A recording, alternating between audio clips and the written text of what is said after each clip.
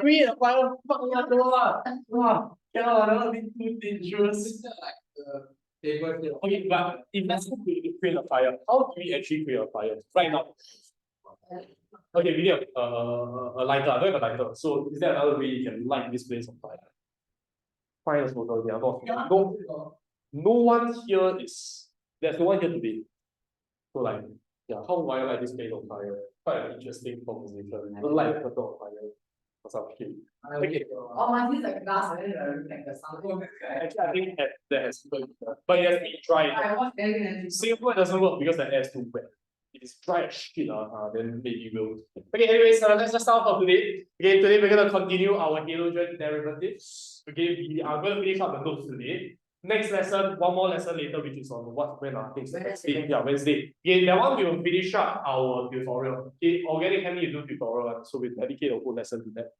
Okay, let me just recap what we learned last lesson. Okay, and then we'll proceed on to today's lesson. Okay, right. Okay, as a recap, okay, the first portion of last week's lesson, we took a look into great detail halogenal alkanes. The main focus for the previous lesson was the idea of synthesis versus reactions. Okay, so we have learned we have distinguished both. Okay, so for synthesis, if let's say you want to synthesize halogenal alkane, it needs to do what? To make the halogenal alkane, right? Okay, so this is the direction you're coming from. Hi, your favorite, right? Okay, come from behind. What's up? Wow, why do you look so smart today? With the specs, the specs. Sorry? Fool people in the beginning. Fool people? Why do you need fool people? It's to get girls, right? Those are fake specs, right? Confirm fake specs. You have to get girls. No risk, so you need to use specs. Alright, anyways, okay, so synthesis are their patterns. So okay, let's just recap. The FRS or what functional group? What functional group undergoes FRS? Okay, alkanes, okay, good. Okay, but on top of that, what's the next one? Alkenes, what do they undergo? Okay, good, electrophilic addition of alkenes. In both cases, you can synthesize halogenal alkanes. Okay, there's a third method which I won't go through now because we already said that it's in the next one. Okay, but anyways, reaction is the one that's a lot more important, where your halogenal alkane can turn into further things, right? Okay, so the first thing that you can turn into, or the main reaction is nucleophilic substitution. Can you all remember the 3 different nucleophiles that we have used? Okay, so 3 different nucleophiles, let's list them like that. Okay, got the CN minus, okay, that's one, that's the second one. Any more? Okay, this is a nitrile, right? So any more? Okay, OH minus in order to form a what? Alcohol. Okay, so this one forms a nitrile, this one forms an alcohol. One final one. Remember the one where we talk about like 1 wing, 2 wings, 3 wings, and 4 wings? Yeah, okay, that one all begins with any. Okay, so this one, right, the most challenging one because it can undergo multiple substitutions. I want to report this multi-sub thing. Okay, so we did go through us can also undergo further reactions, 3 reactions. That one just refer to your notes. Okay, but for NH3, okay, let's just recap how this works. Okay, we have a halogenal alkane. We have an NH3. What will you get? What's that functional group called? Amine, okay, amine, yes, correct. Okay, so NH2, and we will also form what's the other product? HBr. Okay, good, HBr. Okay, so for now, right, okay, let's just predict, let's not refer to the notes for the next few reactions. Let's see how this is gonna work. Okay, I'll do the notes. Oh, okay, I have an extra one. I haven't do it.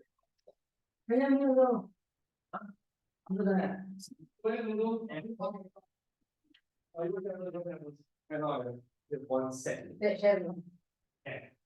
Okay, so where was I? Okay, so this is called what kind of amine? If it only has 1 wing. 1 wing, so what amine is it? Okay, primary amine, good. Okay, but does the reaction stop here? Can you remember what's the criteria for this reaction to keep on going?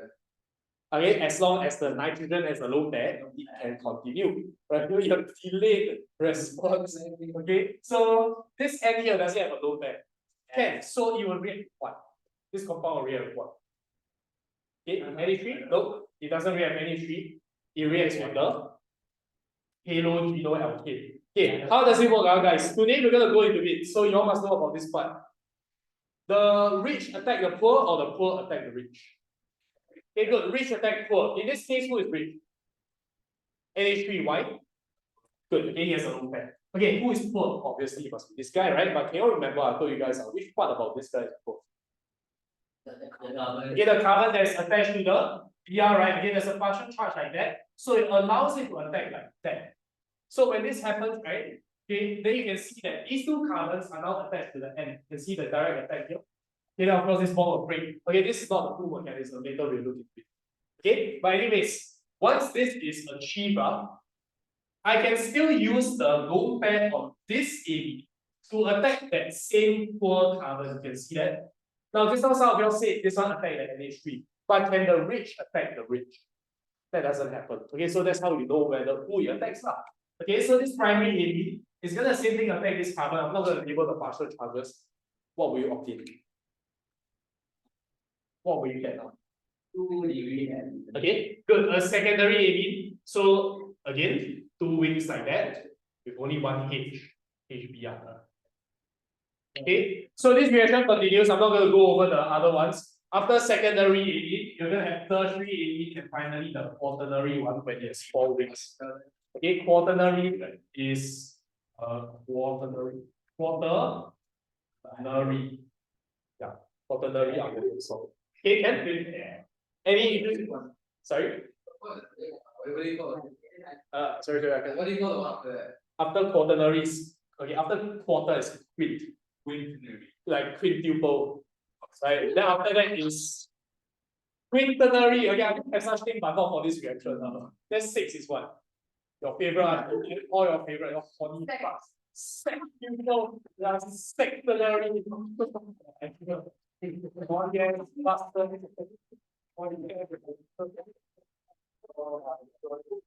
But yeah, okay, I'm not going to draw the other two because it's adding equations to the compound. Okay, but today our focus is on mechanisms rich attacking poor. Okay, so what I need you all to do is to take a look at page 20. Okay, we're gonna the mechanism of this topic is quite important. Actually, a little bit more tricky than it looks. Okay, so yeah, okay, copy of paper first. Right. For this topic, we discuss nucleophilic substitution. However, it's not enough to just say nucleophilic sub because there are 2 types. Okay, we'll understand what these 2 types are in great detail. That's the main purpose for today. They are classified into SN2 and SN1 nucleophilic subs, 2 types. Okay, but first one we're going to go through, right, is SN2 nucleophilic sub. So you need to specify which kind. Okay, we'll look into that. Okay, so if we look at it first, SN2 nucleosub, look at the bottom half of page 20. There are 5 points that are related to SN2 sub. I won't go through the 5 points in order. Okay, I'll just say whatever that needs to be said. Now, first things first, the most important thing. When you see SN2, what does the 2 mean? Make a guess. Okay, so okay. Second, or okay, it has something to do with kinetics. You're not wrong actually. Yeah, you're not wrong. Okay, SN2 means 2 reactants in the slow step. You're not wrong. It is an overall second order reaction. That's actually correct. Yeah, that's a good guess. Now, a lot of people think it's a 2-step reaction. Get that out of your head. No. Okay, a lot of people think SN2 means 2 steps. That's a misconception. Okay, so the very first thing we go through are 2 reactants in the slow step. So in other words, okay, your rate equation will contain both the halogen alkene and the nucleophile. Something like that. Can you all see? 2 items, so SN2. Okay. However, this right here is a 1-step reactor. So the best way to remember this is SN2, so the number of steps is opposite. Okay, so I'll cover like what, 0.2 and point something, 0.4. Okay. So we'll slowly cover the rest. Okay. Another thing is SN2 nucleosubs are usually favored by primary halogenal alkanes. We'll see why later. Okay, but now just know first, SN2 primary, not to say that tertiary cannot undergo. Okay, it's just that tertiary has a way lower chance of undergoing SN2. Generally speaking, it's primary. Okay, so those are the first 3 points. I'm not going to go over the rest yet because we'll come back to that later. Go over the page 21. Okay, page 21 at the bottom of the page, they show you a bit, but that's incomplete. So we're going to draw the mechanism in the box at the top. Okay, there's some stuff that's not there. Okay, even if you all read that, okay, there's a lot of stuff that will not go in your head, okay, unless we draw it out ourselves. Okay, so okay, yeah, you want to understand shit even if you see all this one. So we have to draw it out ourselves. First things first, guys. They ask you draw the mechanism. What's the first thing that must be on your paper? Okay, please name it. Okay, you cannot write nuclear sub, must write SN2 nucleophilic sub. Okay, come, write it inside. Yeah, I won't write it because it's on my board already. Okay, so first things first. This is very important, 3 marks in the exam. Huh? Oh. You get 3 marks and right? No, the whole thing 3 marks. Whole thing 3 marks. Wow, 3 marks, right? Think really hard. No lah. Okay, so 3 marks Okay, next. What I want you guys to do is to follow how I draw the formula all that. It's very important. Okay, draw the C, and then the bonds, they must be oriented like that. And they must be the stereochemical formula. There'll be a reason for this. Remove this. What the? Okay, this is stereochemical. Okay, let me just explain. Okay, the bond that is sticking out, right, like this, like erect. Okay, is, let's just put the halogen there. The rest is just gonna be all the stuff that's on the primary halogenal alkene. Primary means only have one alkyl group, right? Okay, I'll just put a simple one here, CH3. Okay, the rest, let's put H. Let's not put any more alkyl groups. The reason, okay, is this chiral? Is this carbon chiral? Okay, no, right? Same groups here. But yet, we can still draw the stereochemical formula. It's allowed. It's the reason why we need to draw this. Okay, so you all need to draw in this format. The halogen is pointing to the right, and then everything else is leaning towards the left. Okay, later you see how this changes. Next, I'm going to use OH minus nucleophile, and I need you all to draw it on the left of this guy. Might have not what you guys are leaving a bit of space, okay, like that.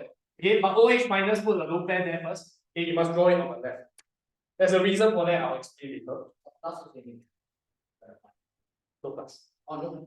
OH minus. No, it's like H. You're the plus or sometimes can cause a bit of ambiguity. Because I know equation is something plus something, right? Okay, but let's not put any plus sign here because I need the space to draw arrows. So generally, as mechanism, you can ignore the plus. Because the plus sign might be confused as a plus charge. Then that was dangerous really. You can see what I'm trying to say. Okay, so let's not do that. But that's kind of you all say the same thing at the same time. Okay, and this part is all your favorites because you're right. You're like it for. Okay, so this guy is gonna be coming from, right? Okay, so that's the same idea here. This is a K. Okay, why is it K? Because right, it comes in from behind. No warning. Just come in, right? So this carbon over here is a poor carbon because I already explained, right? This is a polar bond. But then this guy will shove it in from, right? Okay. This is called rear side attack. Literally attacking from the back. Okay, yeah, it's called rear side, back side attack of the nucleophile. Okay, there's reasons for that, okay, but we'll come to that later. Okay, but guys, look at this. Carbon must form how many bonds? 4 bonds. Now you form a 5th bond, is that allowed? No, so what must happen? Break which one? ACBR. Good. This bond break, you need the electrons go where? Give to the BR. Okay, he wants the electron so bad because it's more electronegative, then just give it to him. Right, okay, so point from the bond to the BR. My arrows are, okay, they're very specific. They must start from the lone pair and end on the carbon. Okay, must be very clear. Okay, if the examiner sees any doubt, right, okay, they'll probably point it down. Okay, that's for the first step. Any question so far? Okay, next. Okay, we're going to do this slow step. Okay, you want to put it in from behind, very difficult. Okay, so slow step, right? Okay, of course you need to break a bond. Bond breaking is very slow. Okay, there's a lot of high activation energy. Next, okay, just follow what I'm going to do over here. Okay, so the carbon here, right, is gonna fall. There's this thing called the transition state. You can think of it this way. Okay, let's just say, right, this is a girl. You're not very happy with her boyfriend. Okay, so you want to break up with him and probably get together with someone else. But in that process, they won't immediately break up, right? There's only that process where she's finding someone else, but she's also not very attached to her current boyfriend, right? Okay, so what's going to happen here is that transition period where she isn't really together with the new guy yet, and she isn't really broken up with her current boyfriend yet. So this bond over here is not a bond, it's like a problem, handling. Now the rest, you all just follow. Okay, it looks like a person, statement. Okay, so the H on top over here. And be very careful about what I'm going to do here. Notice this. The solid wedge bond and the dash wedge bond. The solid is on the right, the dash is on the left, right? Now you're gonna swap it around. So now the solid is gonna be tilting the left, and the dash is gonna be tilting towards the right. Now don't change the groups, okay? Now I know there's a lot of details. We'll summarize it. It's not that bad actually. Okay, I'm just speaking in detail, okay, so you all feel like it's long. Can get this so far? Now guys, what's the charge of this transition state? A minus, because if here minus overall, here must be still minus. Agree with that? Okay, you have to balance the equation. So I want to put, you all can put a minus sign here. You all put a circle rule again. I prefer. Okay, go and label this a transition state. All right.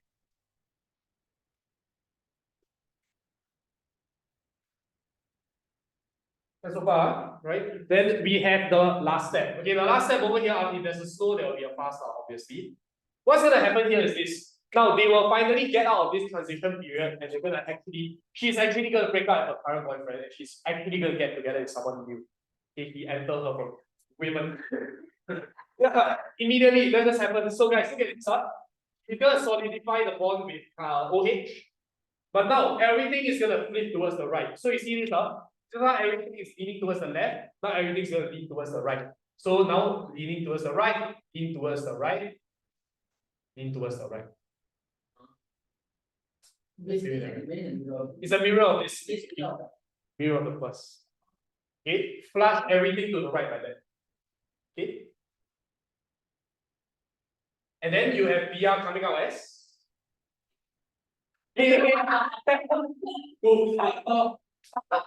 you expected.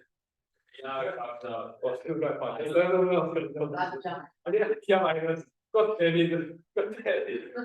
Yeah. Oh my god. Oh, really good. Okay, yeah, that's the entire mechanism. Now, you're probably gonna have a few questions. Number one, does this look like one step to you?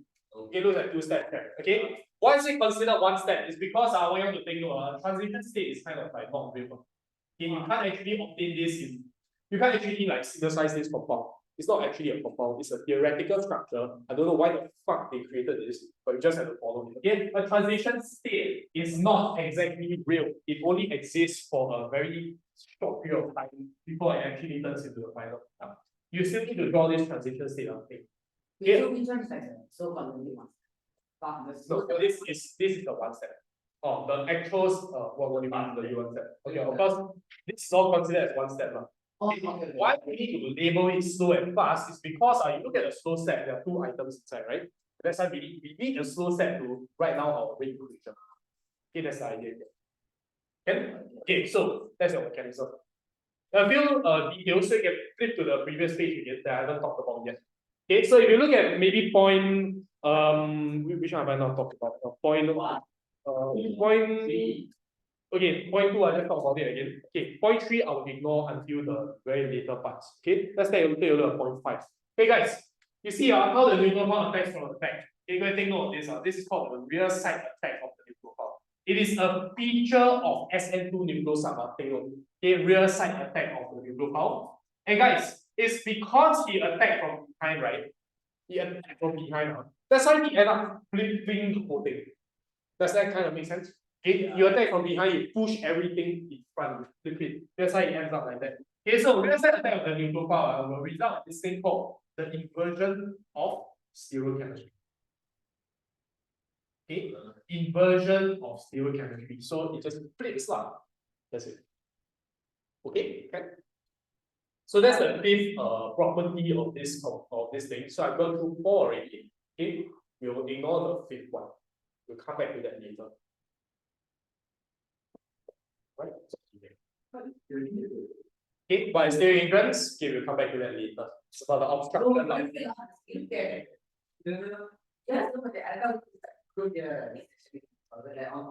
Okay, so if you all were taking a look at stereo hindrance, right? Okay, stereo hindrance is a bad thing. It's when it's too crowded. The groups are too crowded together. Okay, guys. Okay, perhaps maybe I'll talk about it a little bit since I'm on this page. Okay, primary halogen alkenes. You compare primary versus, let's say, tertiary. Which one is less spread, less congested?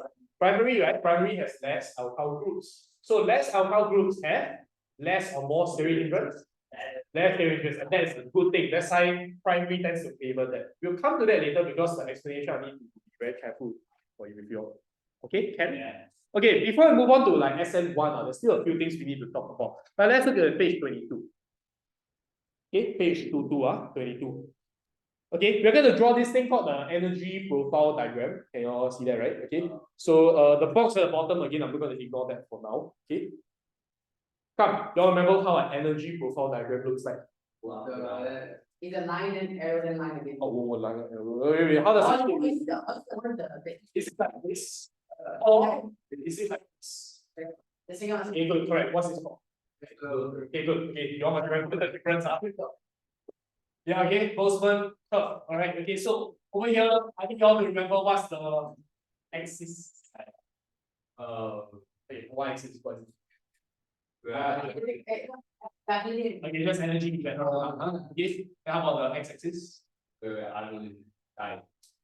Actually, you're not exactly wrong, but we call it a reaction progress. The same lah. Okay, basically time close one eye down. Say so popular. Okay, yeah, okay, fair enough. Okay. How many steps? One step. So how many pumps? One. Okay, so one pump. Okay. Exothermic or endothermic? If you were to assume one, I know the question never say it. We go on grading. Okay, so you know this first, okay, this is about enthalpy change already. Our job is to determine whether it's an endo or exo without any calculations.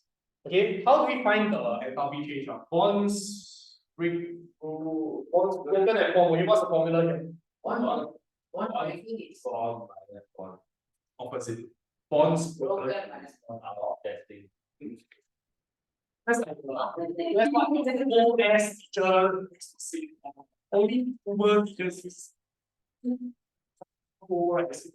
Is who are you raising up? Say now. Who are you raising up in school? Guys, school that's hardly like.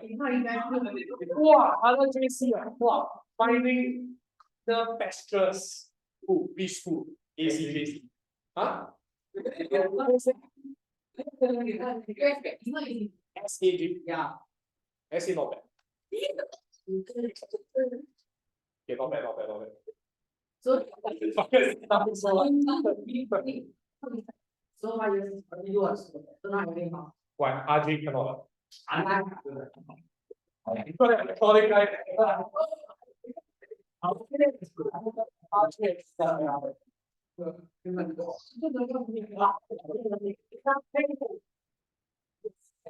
Oh my god. Okay, lah. Never mind. Come on, I can tell you. No, not bad. It's good. It's like it's 25 this year, 23 this year. New year. Yeah. Yeah, the skip match for that. Yeah, why?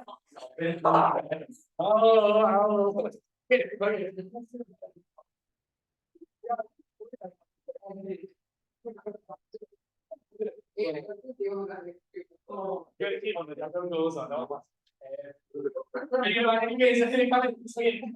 Bonds broken and bonds formed. Okay, we can use this as a way to kind of estimate whether it's endothermic or exothermic. Okay, what's the bond broken just now? I erased it, but I can't tell. Okay, let's see. Yeah, eventually, what's the bond is formed? Okay, C, I use O lah. Okay, so CO, right? Okay, so which one do you think is stronger? Okay, now having to check the data. Oh, okay, good, because O is smaller than the other. Okay, so it's definitely a stronger bond. You have a stronger bond, you minus stronger bond, then delta H is positive on that. Okay, larger number one, right? Okay, so guys, we try to assume exothermic because because O is smaller. Smaller means can overlap more. I can also say O is more electronegative. Oh no, nothing to do with electronics. No. Okay, stop. We settle this one. Bond strength only due to how effective they overlap, and it's due to the size. Okay, that one actually is a very common misconception. Damn common. Till 285. Come, let's settle this for now. Okay, bond strength. write this down, come on, write it down. Okay, no, because it's a common misconception, so I wouldn't necessarily call that up. Okay, bond strength is dependent on effectiveness of orbital overlap. And that is only dependent on the atomic radius. Larger atoms overlap better or worse? Worse. Okay, smaller atoms overlap better. Okay, you all get the idea. Okay, so some of you all start to talk about electronegativity of the atom. Because you all say, oh, because the bond pull to more towards the oxygen, right? It doesn't matter. Okay, here's only about orbital overlap. Nothing to do with electronegativity. Okay, please bear this in mind from now on. Okay, legit, nothing to do with electronegativity. So basically, I read from it. Only this. Only this. Not for this. But what's the Polarity of the bond, exactly. Okay, electronegativity is just used to find out whether the bond is polar or not polar. Yeah, that's pretty much it. I think. Okay, like just now you all see the CBr bond. Okay, clearly this is more polar, so that makes carbon polar. Okay, makes sense. Okay, let's move on. Okay, come let's draw the energy profile diagram. This one shouldn't take very long. Okay, so it's an exothermic, so you go down like that. Okay, just tell me, you all just need to tell me what to be able to activate. Okay, where's the activation energy? Okay, so it's from the first line to the top of the hammer. Later you draw downwards. I see people draw downwards for what? So what do you need to do? Okay, so activation. Okay, next, tell me what next. Tell like it from where to where. The first one is Okay, good. Okay, next.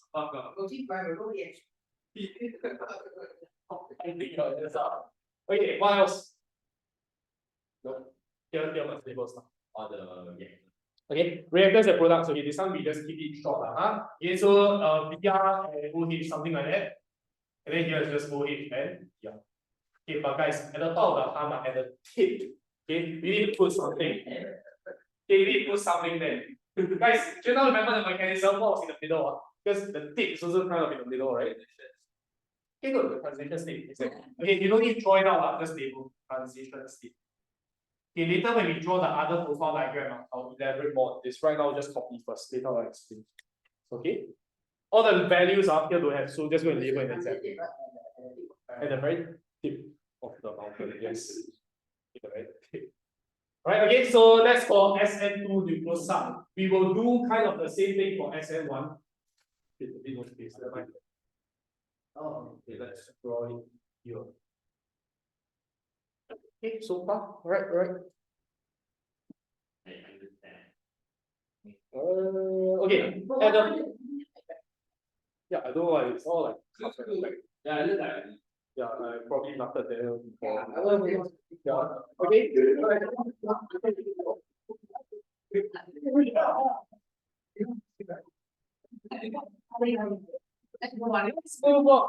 Okay, so bottom of page 22, ignore first. Later, I will ask you to write it on a separate piece of paper because we have a thing to discuss. Okay, 23 I already discussed. Okay, inversion stable chemistry. Invert that shit. Okay, so stop on it already. Okay, come, let's go to the page 24. Again, 5 properties of SN1 mechanism. Okay, without looking at the notes, you all can just tell me based on SN2. Just tell me what's that again. Okay, it's a 2-step reaction. Okay, but the first things first, when you see one, think of what. So write it at the title. One step, one reaction in the 2-step.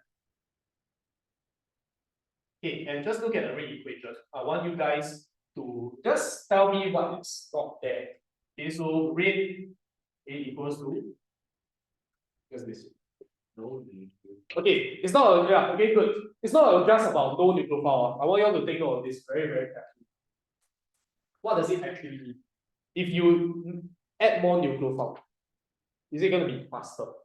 Wait, for which one? SN1. Okay, SN1, you add more nucleophile, is it going to make it faster? No, but for SN2, it does. Okay, this one a small little thing, but sometimes hard to detect. Okay, so let's say, go write this down to make your detect it a bit better. Nucleophile does not affect rate in SN1. Okay, I know it's obvious by writing it down here. Okay, but eventually it's hard to detect the exact factor. Okay, but anyways, okay, let's continue off that. Okay, it is how many steps? 2 steps. Okay, you can expect opposite up. Okay. And is generally favored by tertiary halogen. For secondary, guys, if you're wondering, it undergoes a mixture of both. You wouldn't know for sure. Okay, unless the question tells you some clues as to what it undergoes. Okay, that's why you need to know all these properties. The question could say, oh, okay, the nucleophile doesn't affect the rate. That means the SN2 underwent, the secondary underwent SN1 nucleoside. Clues like that lah. Okay, so those are things you need to slowly see to identify. Okay, but again, okay, after these 3, okay, we go over to the mechanism. So flip over to the next page. Okay. Okay, go to page 25 first. Okay, on page 25, typo. Right, okay, typo, first thing. Okay, spell the whole thing. I don't only write short form. I need to spell the whole thing. I can say SN1 is a lot easier. Like way easier. Okay, there's not much intricacies like what I mentioned just now. Just now that one was quite confusing. Okay, but SN1 nucleoside. Okay, so first step and second step. Now let's draw in a tertiary halogenal alkane. Okay, so this 1, 2, 3. Okay, so 3 alkyl groups per BR. So this one doesn't follow the theory. No need. Yeah, this one that's why I say it's very, very easier. Don't need to draw stereochemical, just draw normal as whatever you want. Why? What? Okay. What shape is this first? No, not trigonal flavor. Tetrahedral. Good. Tetrahedral is a 2D or 3D shape? 3D shape. Okay, y'all just start with the stupid tripod. Okay, then. Oh, fucking right there. Okay, a tripod, things like that, right? There's 3 legs. Right? Okay, so imagine it over here. This thing, this leg here is imagine your third leg. This okay, tetrahedral, right? This thing is sticking out. Okay, it's like legit, right? Okay, so like that. Okay, when it's facing you, this thing is like over there. Okay. But then the other one is like facing back. So how it works is that this rotation is that it's going back. So that makes sense. So it's a 3D representation. Okay, this is pointing out towards you. Okay, and that one is going inwards. So you focus on these 3 looks like that. Then the last one's up there. Yeah, pretty much. You just imagine that should be tripod. Okay, so yeah, tetrahedral is a tripod. Okay, so that's how we do that. Here, if you want to draw, go ahead, but it's not necessary. Okay, but what's going to happen here is this. Is there going to be a nucleophile? Am I going to draw it inside? No, the first step, slow step, no nucleophile. So what's going to happen is this, just follow this. Again, you have to label the partial charges first, very important. Okay, partial charges, and then this bond is just going to break by itself. Okay, like for some reason, it will just break. So don't need like any Okay, nothing will attack him from his asshole, right? It will just break the bond. Yes. How do you know it's not the great thing, but Okay, yeah. Who is more electronegative? okay. Yeah. The more electronegative element will have the partial negative charge. Arrow point to see the No. Okay, so the arrow, the electron should always go to the region.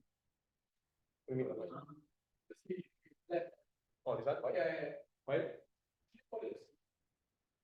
Oh, I get what you mean. It has to be bonded to the C, right? Yeah. Okay, for carbon and hydrogen, it doesn't really matter. Alkyl groups, not specific. Because you all will draw this, right? H3s. But the danger is this, a few years ago, even during my time, they told us to stop doing this really. Because if I do something like, if it's longer, the tree is much longer. Okay, when it's long enough, right? Okay, you will see, does this C belong to this H or this C belong to this? So it gets very confusing. Yeah, okay, so yeah, we stop doing this. So we just standardize no matter what, just put left and right. You can still draw that, but it's just not encouraged at all. Okay, all good with that? Can. Okay, so this bond just breaks by itself, and this is a slow step. So it's the only species in the slow step. Okay, but I want you to draw this now. Okay, do you remember what this is called? Good. Okay, a carbocation. Why? This carbon lost a bond. So what charge does the carbon have? Plus charge. It lost something. You must have a plus charge. How about the Br? What happened to it? It gained something, gained electrons, so it must have a minus charge. Okay, so let's label this. This is an intermediate, a carbocation intermediate. We're gonna understand the difference, right, between an intermediate and a transition state. They are completely different things. Y'all can think of it this way. Intermediates are actually real. It's possible to obtain these products, although they are very unstable. But transition states don't even exist. You can think of it that way. That's why just now I ignore, it's just one step for SS2. But for here, it's two steps because of the fact that you produce intermediates.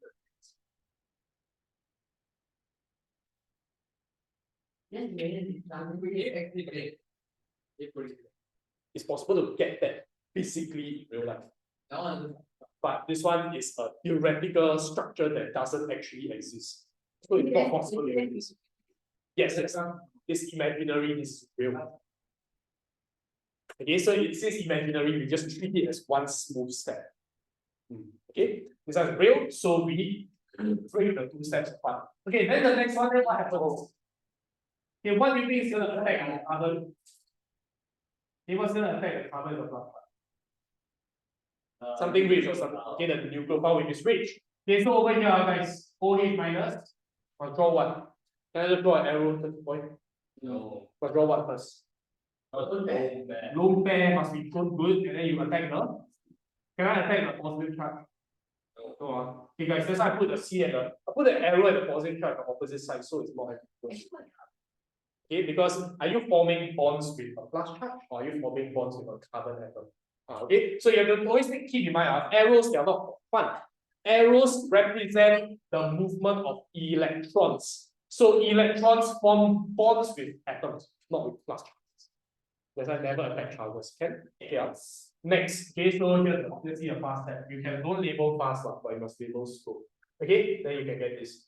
This one very easy. Okay, SN1, I don't expect anyone to get this wrong. It's actually very easy.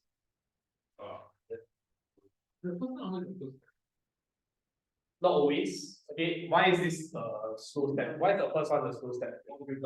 Bond breaking, high activation energy. That's why it's slow. Hear that? Bond forming plus and minus very nicely will just affect each other. Right? Okay, so it's very fast. And so far? Okay. So you can ignore whatever's on the bottom of page 25. It's pretty much there. Okay, on page 26, I think it's supposed to be blank, but then never mind. It doesn't. We're gonna go through that anyway. Okay, if you take a look at the energy profile diagram, again, this is not too important since it's drawn for you, whatever. Okay, I want you all to take a look. Can you just tell me one thing? Where is the intermediate? The first In the middle. In the middle of both arms, right? Okay, two arms, obviously. Okay, guys, but the transition state that we drew just now is where? Is on the top of the mountain, right? On the tip of the mountain. But here is like in the cleavage. Right? Okay, so our job here is to understand the difference between the two in more detail. Take this down. Okay, the transition state occurs at energy minimum. Sorry. Transition state occurs at energy maximum. Okay, and intermediate occurs at energy minimum. So guys, you see the intermediate, right? It's literally in the middle of two boobs, right? Okay, so yeah, energy minimum. Transition state is at the tip. That's the difference. You don't need to know why, it's just there. Sorry? What do you say? Then what? This is like the lowest bit, right? Oh no, okay, it has to be in between the boobs, the cleavage. Yeah. That's what you anticipated.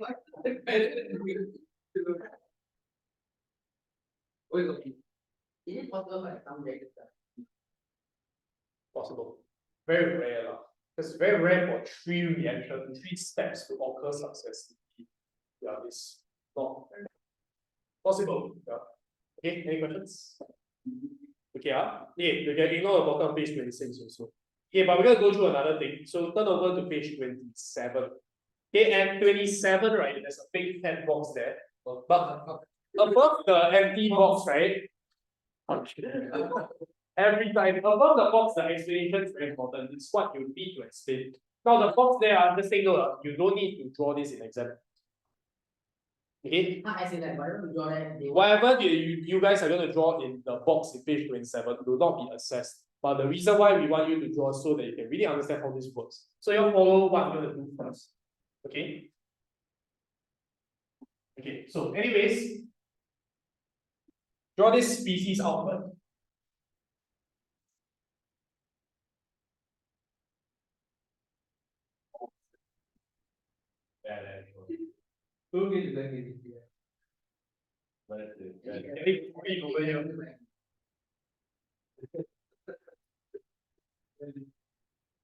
Okay, guys, it's still about SN1 now. Okay, so SN1 is favored by tertiary halogenal alkene. So I'm gonna purposely draw a tertiary halogenal alkene that has 3 different groups. Can see that? Because this has something to do with base nature. Maybe you'll forget it. Okay, let's go. Okay, you all remember the first step. After the first step, there's a carbocation here, right? Yeah, carbon has a plus charge. Okay, why I draw the solid at once? Can you all visualize a bit first? Solid is facing you, dash is facing inwards. So can you all see the molecules actually flat like that? From your perspective, you look at the board right now, it's flat. Not like that, but like that. Okay? Yeah, why do we purposely draw it completely flat like that? So, okay, it's because when the molecule attacks. Okay, guys, can you all just tell me what shape this carbon is first? Not square planar, trigonal planar. Okay, if planar, so it's flat, right? Okay, we don't like flat lah, but okay.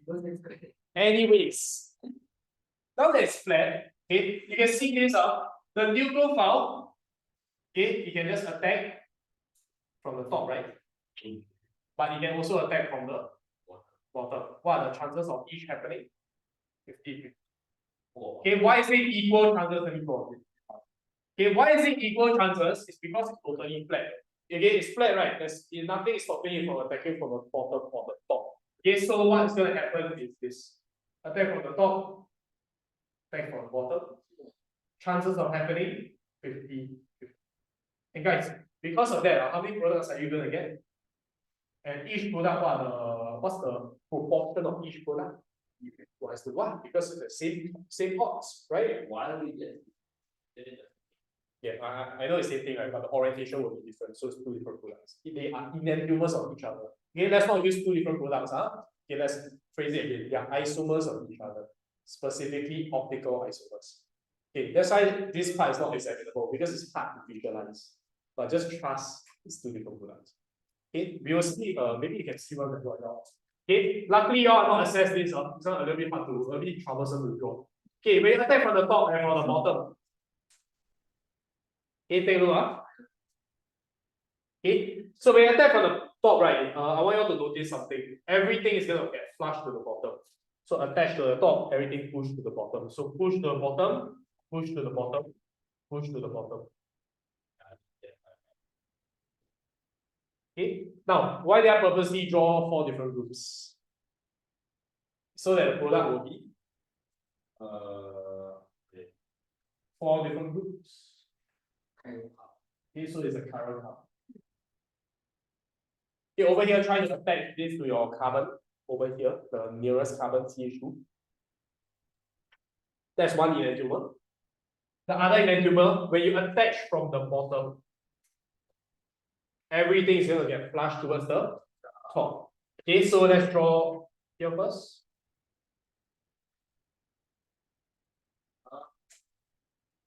This is universe. I know. What is that?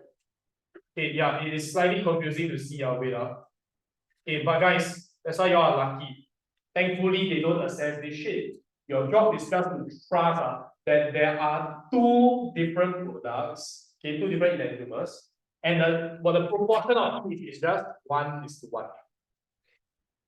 Okay, it is okay. Let me. So you try to visualize that. It is different because. Okay. Okay, why? Okay, see, you take this, you flip it this way. You can see that first. Now this one will just go to the top. This one will just remain like that, correct? But I see guys, when this one pointing in or out. Yeah, no, currently dash pointing in. When you flip it around like that, it's not pointing back out. See this? It's pointing out. Okay, we try to draw it out. So basically, whatever pointing out will be the same. I don't know. Correct. Okay, I'll flip this around. 180, this guy. Like that. OH now at the top. This one, yes, never mind, still the same. You see the two carbon chain, the two carbon branch? It's pointing in, now it's pointing out. Last one. This one carbon chain pointing out. You flip ready pointing in. Guys, is this the same as whatever I just do? Look at me. These two are the same compounds, I'll just flip it around so it's easier for comparison. This is this and this different. Can you see that? The arrangement is different. That's why there are two separate compounds. Can you see that? If you are interested in that, you can draw this in. But then the group attached the thing. Yeah. Whatever, if the group doesn't attach, it won't change. Only the direction of the bond must change. Yes.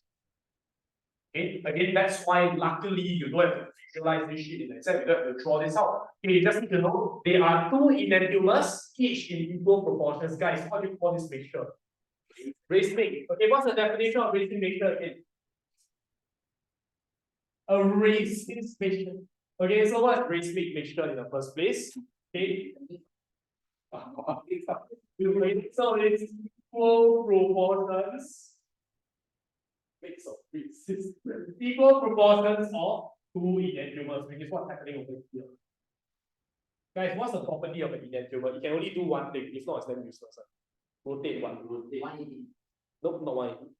It can rotate plane polarized light. If you don't take physics, you don't even need to know what the fuck a plane polarized light is. What's that? It's just light. Okay, just think of it as light. Again, plane polarized light. Okay, that one I explain. I also don't know how to explain because it's physics. Okay.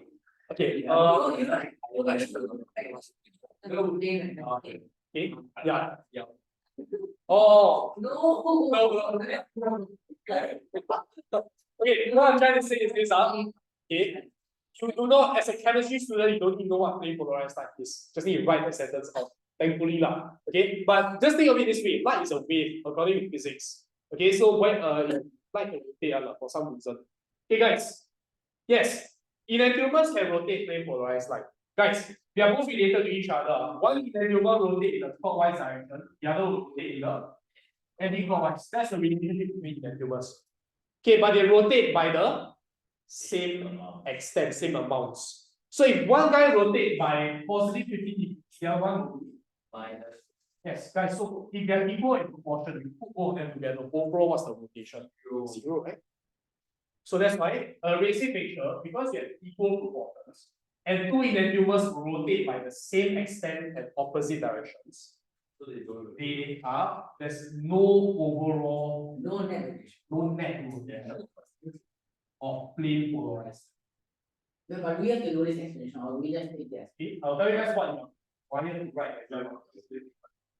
You understand first. Okay, it's more important to understand already, then later I'll tell you what's needed for exam. Guys, no overall rotation is known as optically what? Inactive. That's why a racing mixture is optically inactive. Now, guys, this one will appear in a few chapters. Number one, alkenes. Number two, anytime there's a carbocation ion, it will appear. One alkenes, two halogen alkanes, and the third one will be carbonyls. It will be quite sometime down. Okay. Now, you take a look at the explanation. Luckily, it's written for you. Okay, at the top of the page. First thing you all must highlight trigonal planar. Okay, I need everyone take out whatever highlighter, whatever. First thing to write is to specify carbocation ion is trigonal planar. Super important. Because it's trigonal planar, that's why they get attacked in equal proportions. That's why you must mention that first. Okay, since the carbocation ion is trigonal planar, nucleophile can attack from the top and bottom with equal probability. So equal probability is the second keyword. Okay, so guys, when you all study this shit, just memorize the keywords. Everything in between can smoke your ass out. Okay, and that's why last keyword racing mixture.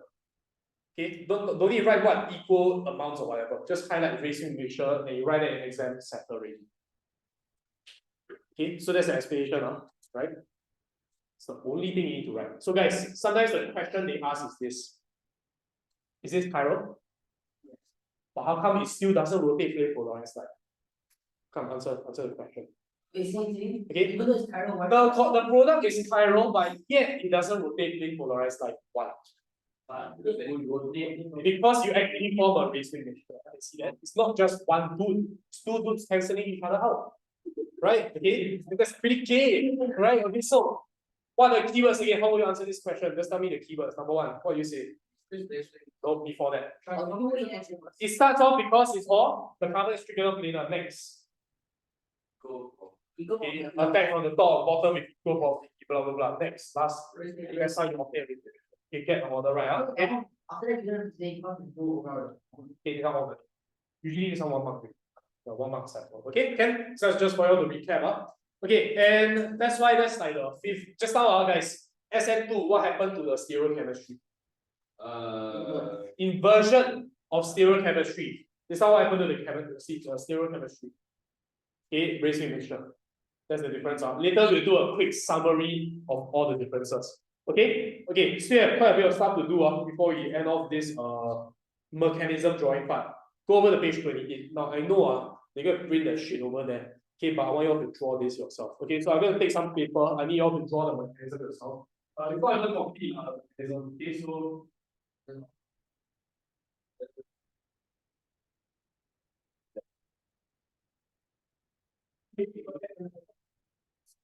try to cover it and try to draw the SN2 mechanism as well. Okay, I'm going to write down the top first. This is an SN2 mechanism that I want to know. Okay, I'll show you what product to draw first. Okay, let's save the paper for later. Later we see you use this paper for summary. Okay, I'll show you what product to draw first, and then you all can use ammonia. Okay, you go found here as ammonia. Okay, so I already tell you all, SN2 nucleosub. In exam question will tell you which one, but you need to identify yourself. They won't straight away tell you the answer. Okay, draw using this compound that we do just now.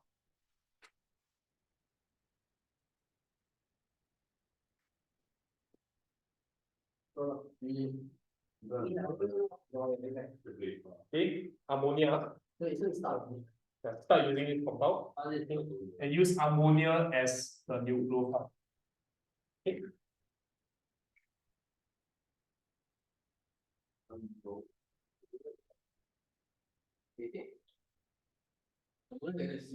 Yeah. It said on top. Then the title over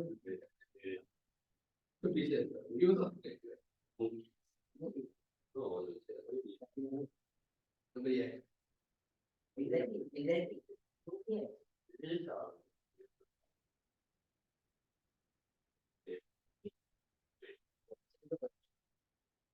And correct. Oh yeah. Okay, try first, huh?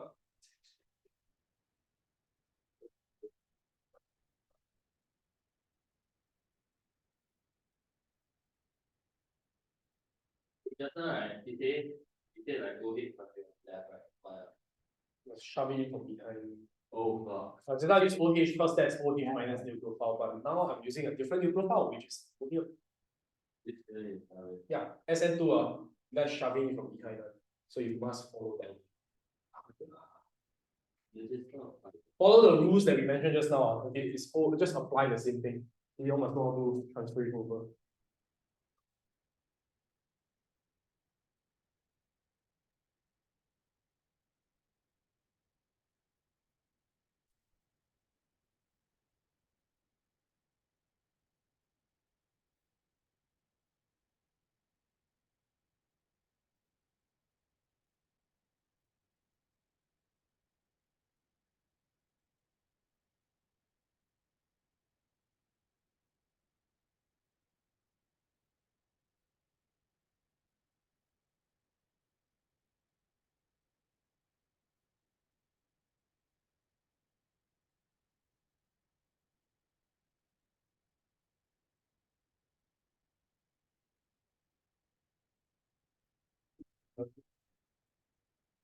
Oh my God.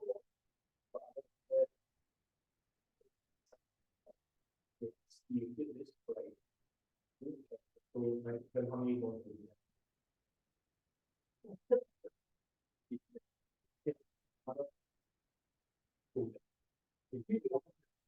Not this kind of one arrow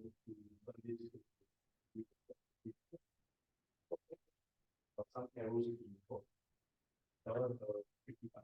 That one good. It's all problems first. Arrow. I do like the previous one. Okay, come. Let me point out the errors first. Okay, find second step is find there's no negative structure.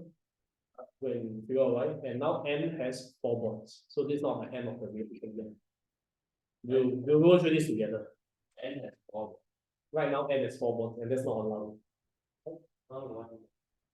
Because N can only have 3. Wait, so it's very Because it has a beyond HBR. Arrows have to be shown in that case also. Try. Keep a try. Think about it. Don't just say I don't know and just give up. No, must try. Sometimes in the exam, they'll catch you off guard with these kind of things. And you can't just give up. Try yourself in the exam. So we are here trying to build the skill of whether you can improvise on the spot. Okay, so a few things missing really. So the start, right? I don't know why carbon is poor. How do I know? How do you tell the examiner that carbon is poor? Okay, the partial charges must be shown. Okay, now the arrow must start from the low pair. Okay, if you start from H has nothing. How to give, right? You must start from the low pair. Next, the arrow must be broken here because you are forming 5 bonds at the moment, right? This 5th bond here has to break apart. So they maintain as 4 bonds. Quite a few things missing over here. So step, okay, this one. Okay. Then you draw my structure. You draw a structure along the C3 at the moment. The arrow here will be wrong already, but I get what you're trying to do. Yes, this is the final compound. Try it. Yeah, this is the final compound. But the arrows here, I will show everyone how it's done. Because this one not very clear yet. Yeah, but try to fix this. There are a lot of errors. This one will be we'll draw too small. We'll draw bigger because those examiners are older. Yeah, they're old and blind. Wait, let me check first. Okay, your first step is good. Okay, second step is good. Okay, no, okay, wait. Second step, you forgot to flip also. Remember just now you flip the solid and dash, huh? Oh, yes. Yeah. Then third step, there's just like everyone will be still need to do an extra thing. Good. Yeah, we just but the arrow is correct. I have the view check. And it is Yeah. arrow correct, but it is a different thing. Yeah. I'll just make it. Yeah, no, maybe. Okay, I will guide you guys through the last step. Yeah. Okay, the arrows don't draw in a transition state. Okay, I get what you're trying to do. Half correct. Okay, I know what you guys are trying to do. I'm not going to give you all the answer here. I want you to think about it as I go through. Not exactly. Okay, I get what you're trying to do. You have to reach a triangular four, right? Okay. Let's try. But we can see what's happening. You guys, you all look at your answer, and because there's a lot of space on the paper, right? Just go and draw this one more time. Okay, the second attempt. Okay, come, let's look at this. Okay, so you can see our mechanisms definitely need practice on. It's not an easy thing to master. Okay, first things first. Is that you like it hard, right?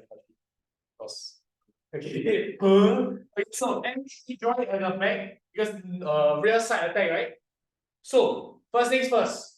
You must start the arrow from the lone pair of nitrogen and attack the carbon that way. Okay, must start from the lone pair, attack the carbon from the pack. All clear with that so far. Yeah. Number 2, how do I know carbon is poor? Carbon has a positive, partial positive, PR partial negative. A lot of you guys missed out on this arrow. You form a 5th bond, you must break the existing bond so that you maintain as 4 bonds. Okay, then? Okay, so that's the first step. Okay, next. You put a slow here and check. Now we attempt to draw the transition state. Remember, transition state is where they haven't break up yet and they haven't get together yet. Right, okay, so NH3 dot carbon dot Br. Okay, then the H is just pointing up. Next detail. Take a look, guys. The solid and the dash bond must be swapped. Okay, so you swap here because it's the part of the inversion of stereochemistry that I talked about earlier. Okay, SN2 not easy to draw. A lot of you guys automatically, you want to label transition state, okay? But a lot of you guys automatically wrote a negative charge at the top right. Guys, why is there a negative charge here? Why is there no negative charge actually? Is there an overall negative charge here? No, this is NH3, it is a neutral nucleophile. So here must be neutral also. Just now it's OH minus. Then it should be OH minus, then overall negative charge. Can see that? Okay, next. What I need you all to take a look also is the final step. It's not exactly the final step yet, okay, but you all will see first. Okay, so do whatever we did just now. Okay, you finally form a bond with N. Okay, so like that. Right? And then everything must flip to the okay, everything must lean towards the right. Okay, so you lean the H to the right. Okay, and all the other bonds. Guys, how about your BR? BR comes out as BR minus because even again, guys, okay, he's gaining a electron here. Okay, and now we are not done yet for good reason. Why? A lot of you guys stop here. Actually, if you stop here, okay, pretty good already. If you can get all the details correct. But what's next? Okay, I have no space. Let me just draw up. Okay, don't consider this as one more step to the this one. Okay, no. Okay, this is just out of the SN2 nucleosub already. This is just an adjustment step. Okay, what's happening now? The N is okay. N is supposed to have 3 bonds, but currently it has 4. What's going on? Yeah, we have to break one H, and the H will get together with Br. Okay, then the issue is how are we gonna do that? Okay, before that, you all notice something. If you all can notice, this is very important. Overall here is neutral. Overall here is neutral. Overall there is what? Hey, why?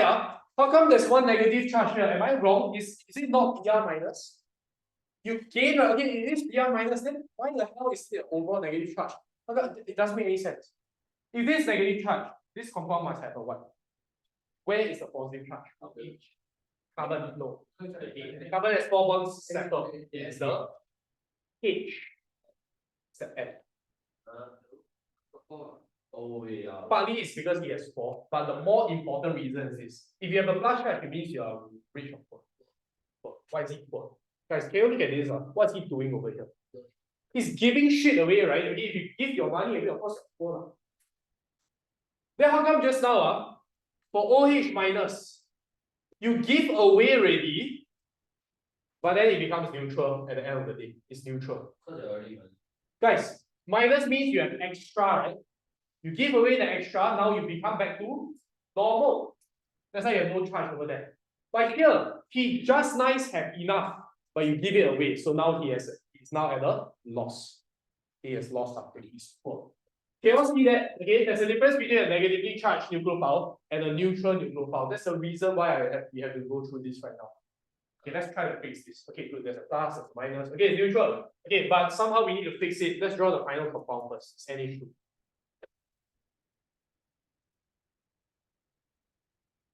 Okay, and HBr. I want you to observe the products and tell me how do you think this is done. Come, let's discuss together. I'm not going to tell you the answer yet. Okay, perhaps what you want to do, draw out all 3 H's first. Okay, because we have to draw some sort of arrows, which the notes did not draw. Okay, think. Okay, this one, tell the answer, no point. Okay, next time they come up with a question similar to this, you also cannot do. Because N is positive. Okay. The arrow goes to H. Roughly that. Okay, let me give you a clue again. All arrows must be from what to what? Okay, basically reach to 4, right? It maintains the same principle over here. Okay, we know N is 4. We know Br minus is reach. But do you all just take Br minus and attack N? Does that make sense? Clearly not. Look at the final product. Clearly that didn't happen. Okay, I want you all to look at the products. We have HBR over there. See, I think how the product, How the arrows move over here I think to get that products come. so that you go from BR to BR minus. Good.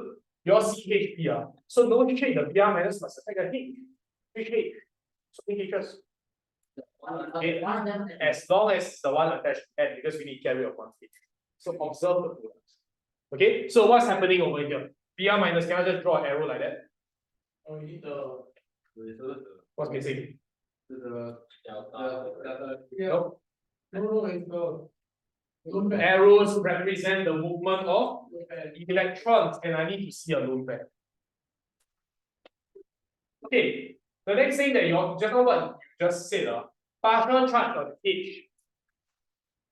Let's not draw that in. Because if you were to draw a partial charge on H, N will have a, but N now has a, can you see it's like contradicting? So now the N has a plus charge, let's not draw anything. Okay, so partial charge here. Why is it? Sorry? Why is it? Plus is poor, partial negative is rich. Yeah. How can we be rich and poor at the same time? Because normally. Yeah, I get like why? Why? Contradicting means that whatever we see is opposing each other, right?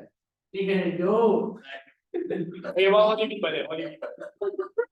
Never mean. Why does it exist? What do you mean by that? Because, okay, why does this happen, Oh, right? yeah. Because fundamentally, nitrogen has given his lone pair away. That's why he's now a poor man. Okay, he is now a poor person because he has given his lone pair away. When you give electrons away, you become poor, so you gain a positive charge. Yeah. Okay, and all the more he forms 4 bonds, that's why he has a positive charge. This is how it arrived at this in the first place. Okay, and how does this solve itself to neutral? Take a look. Yes, you all got the first arrow correct. What's the next arrow? Okay, this bond has to break because hydrogen can only form 1 bond in BR. Okay, this bond break. Then One arrow 2 from the bond to H. from bond to H. No, bond Who needs these electrons? And he's literally right beside saying that he needs electrons. So give it him. Okay, so give it to him. Point to the atom, by the way, just be very careful with that. Okay, that's why I ask you to draw big, because sometimes even I draw big, it's a bit hard to fit in all the arrows. It's a common question. Okay. This adjustment step over here, right? Really need you all to know how the arrows really move. Okay, exams love to test this kind of things. They'll give you shit you never see before, you need to do all this yourself. Okay? We went for this one. Can you also put like, okay, Bracket the plus, going bracket. for this one, what's that? There's overall part. Can you put a bracket? No. Well, it's called the plus only belongs to N. You have to look at it overall. Overall here is neutral, overall here is neutral, overall here is neutral. So it's not just a plus, but it's a minus. So now when they are together at the time, right, it's still overall neutral. Yeah, okay, it's balancing of equations, not the same thing. Okay, we have to go through 2 more pages, which is on page 29, and then I have to go through whatever that we have to do right now. Before we touch on page 29, okay, before we go to page 29, you have your white blank piece of paper. Flip over the next page or whatever, just find some space. We're going to draw a table, and this table will help us, right? Okay, understand this a bit more clearly. Why does SN2, why do primary halogenal alkanes prefer SN2? We got a sneak peek just now. Why do tertiary prefer SN1? I'll drop now to explain the preference.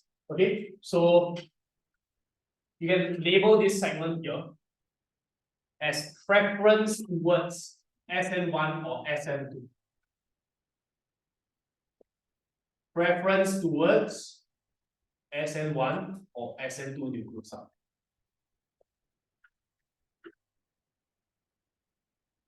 This is kind of like an argument question. Okay, I will explain why.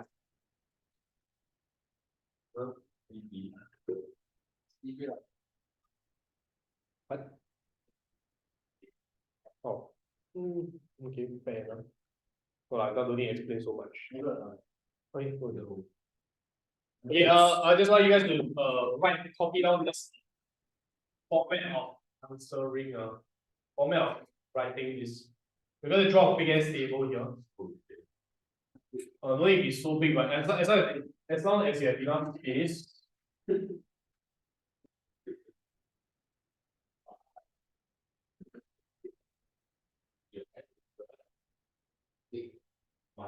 You that's kind of gay though. You think yo, you've been like looking at that and like bro, oh shit, 100 is a big ass walk. You think just like at the side like wow, salivating. Wow.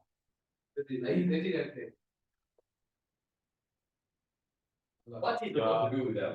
What's all good information? Like turn around. You are kind of that. It's okay. Respect gays. But no picture of them. Self-awareness is the first step.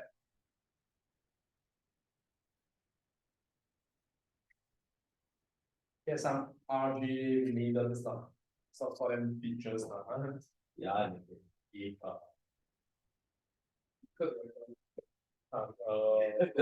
what kind of shit like that. You're gonna watch this and you're gonna be like, what the hell is this?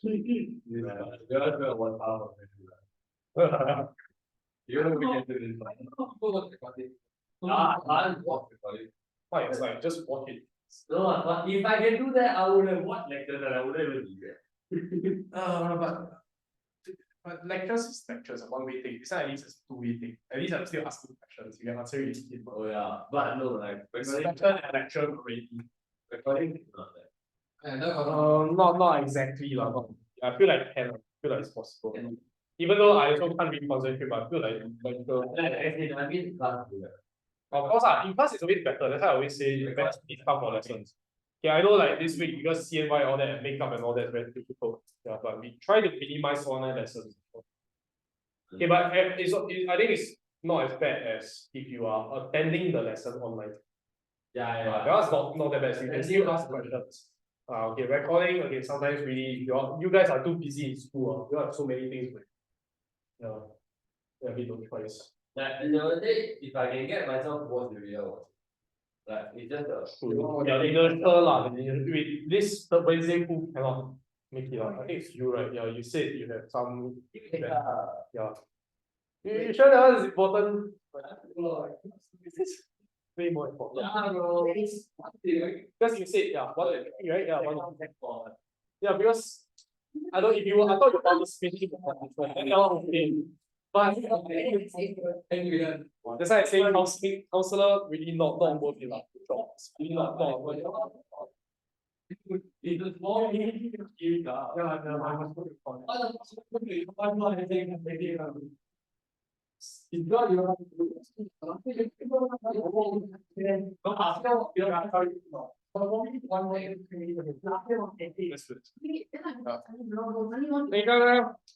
still invite me to go through before we finish the notes. Okay. So look at this. Okay, first of all, SN2. Who likes SN2? Primary. Okay, primary, so put a tick here. Who likes SN1? Okay, but on the other hand, there are those who do not favor SN1 and those who do not favor SN2. That one can also they also ask about the negative explanation. Okay. This now SN2 is because of what factor? We talk about the term, two words. Steric hindrance. So guys, write this up. For SN2, the factor that we discussed, steric hindrance. Oh. Okay, I say this again. Your driving point, your main point, to justify why they like it or why they don't like it is because of steric hindrance. Okay, so why does primary like it? Less cramp, there's less alcohol groups, less steric hindrance. Good lah, that's why he likes it. How about this? He hates SN2 because it's crowded as shit. It's not very easy. Yeah, right. Okay. Simple. Okay. So over here, this one has less alcohol groups. Oh, okay. How I want to put bulky also is to describe less bulky alcohol groups. Okay. Hence it has less steric hindrance. So it favors SN2. I want to write the same thing for the other one. It has more bulky alkyl groups. That's a bad thing. Okay, so more steric difference.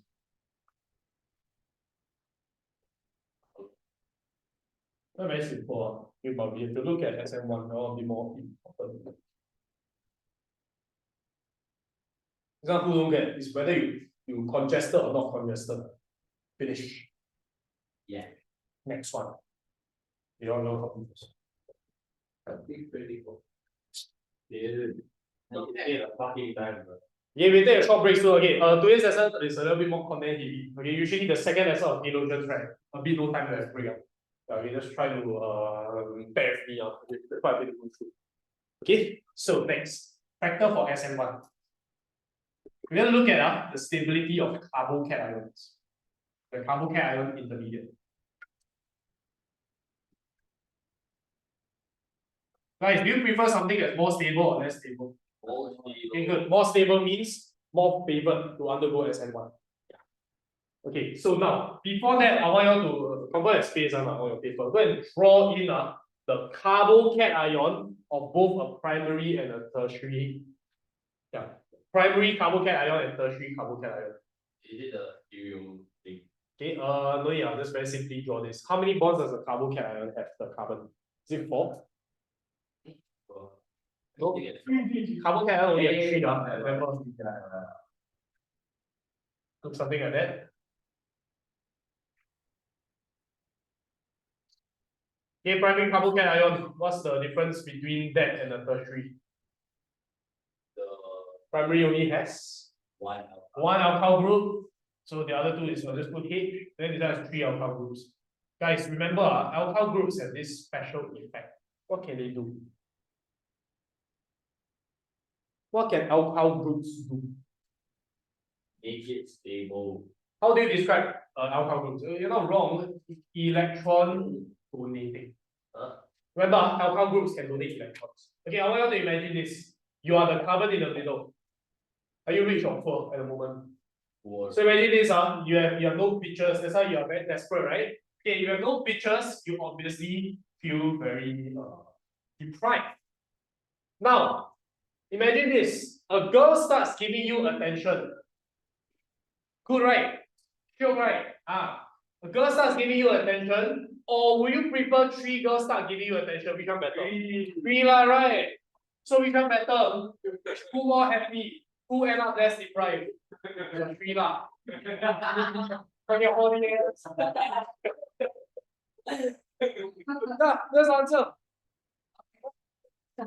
Percent 3 likes more pictures. Primary only likes 1. How was that good, right? I'm gonna look at the explanation here. Start with tertiary first. More electron donating alkyl groups. Guys, so what happens to the positive charge? It becomes more negative. Okay, but we try not to bring in negative. You're not wrong, lah. Okay. Less positive, good. Wouldn't be neutralizer, lah. Okay, because all these are just effects. They give you attention, but doesn't mean they want to suck your thing, right? It's the same idea over here. Okay, so the idea here is the plus charge will be as desperate as for SD prime. No, not really. You feel a bit more satisfied. So the plus charge will become bigger or smaller? Smaller. Okay, so that's a good thing. Okay, become more stable. So the word here is side D, you can remember. Oh my god. They continue to say it disperse. Okay, you will disperse the positive charge to a greater extent. Guys, here this one, the positive charge, is it dispersed also? Yes, it's dispersed also, but just not as much. So guys, if your positive charge is dispersed to a greater extent, are you more stable or less stable? Or obviously more stable, you prefer the shield, right? Okay, so more stable. Carbocation.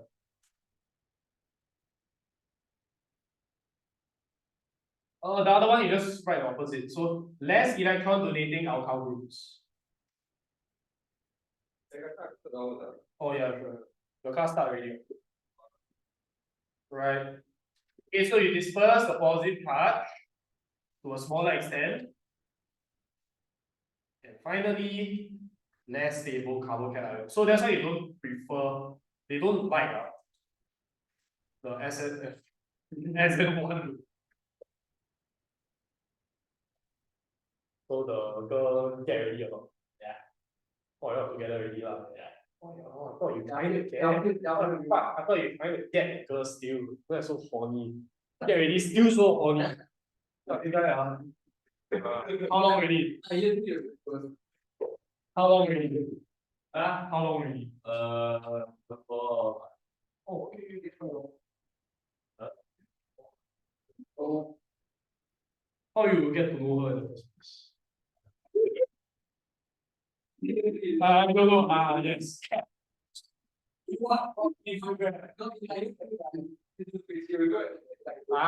Let him speak. Don't say.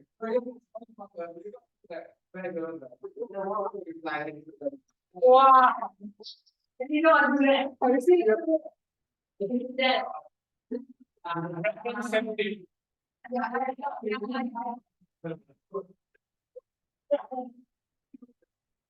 Okay. Like you see fellow. Really, I don't know if you can as DM those like Yeah. You have to do that. Do what? Look. year two. Oh, sec two. Then now you're 5 years 6. So thank you. What actually found out? Okay. Or like, wow.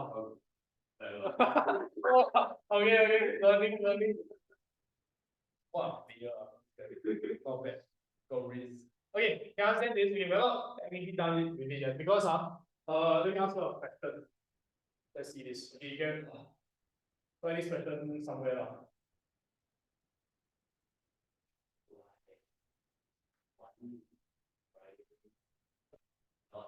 Primary and more Okay, another derivation. Why?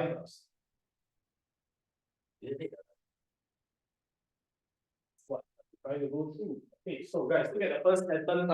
Why does primary halogen not favor SN1? Which quadrant do you use to explain this? Okay, obviously, with this very nice table in front of you, you'll be using this. Okay. Bottom left. Bottom left. Okay, yeah, good test, I feel. Okay, so over here, see this?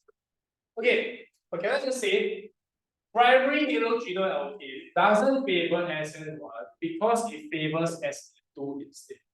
Can you do that? Okay, does that make sense first? Can you answer it that way?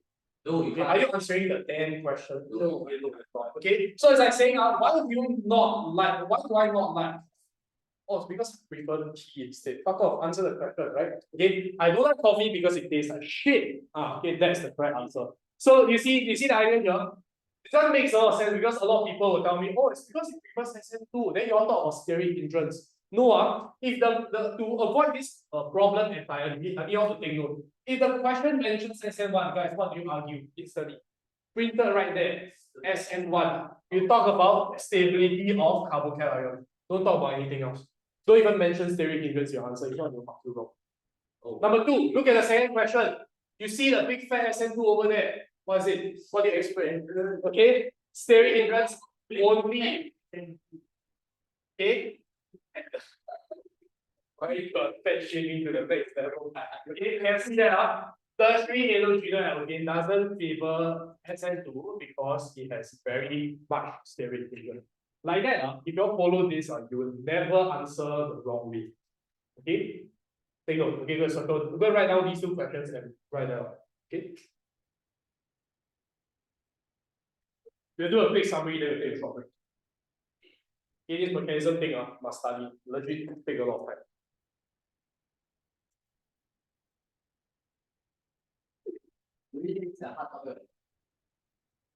All organic chem, right? I'm pretty sure you all can understand the topic. It's like understand is only the first level. The question come in, then you'll start learning. Yeah. Nothing is easy nor hard. All around the same level for organic chem. Yeah. Okay, when the exam question comes in, then that is hard. No worries. If you break a test tube during practical, they get marked up. Okay, you just probably pay like $5. Some shit. No, they can't mark you down because of that. Sometimes it's an accident. Wow. You know the heat actually is like the heating thing, right? Because today we have to test all the gas. Oh, the door behind me broke it. Like we look like we were fucking falling and everything. And they were trying to get. How do you drop? Hey, the mom is No, I think it's so much. I'm just not I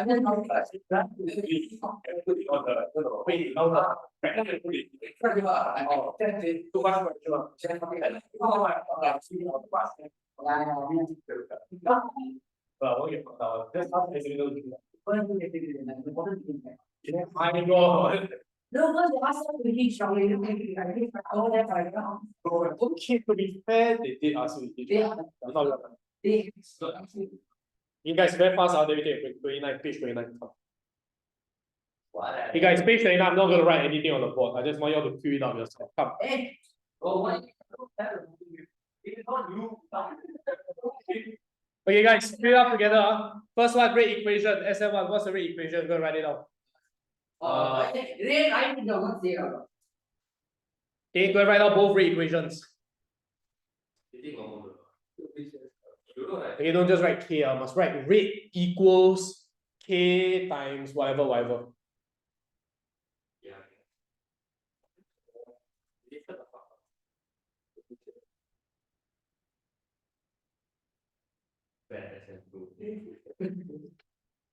Yeah, remember the first thing you see SN1. The 1 represents what? One reactant in the slow step. So your rate equation should only have one item. Same thing for SN2, got 2 items inside. Yeah, No. Over here, 1 reactant is slow step. 2 reactant is slow step. Oh, your second one already. Okay. Screen first up. RX. I know that nuclear file. Nuclear. Okay. I'll come back and go through. Okay, I'll just bring one step.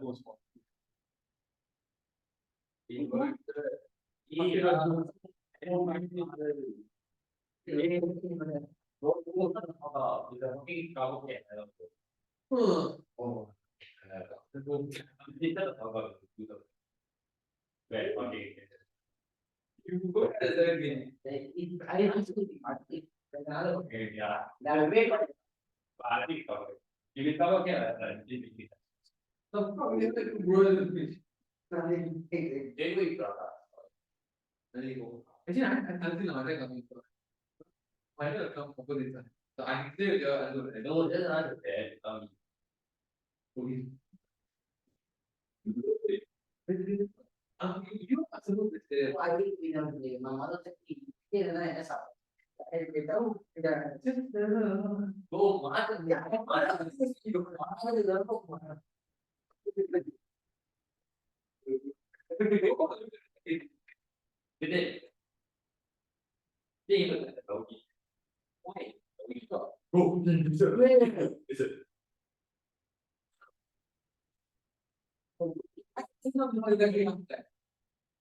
Well, he went with American accent, but it's like he knew that.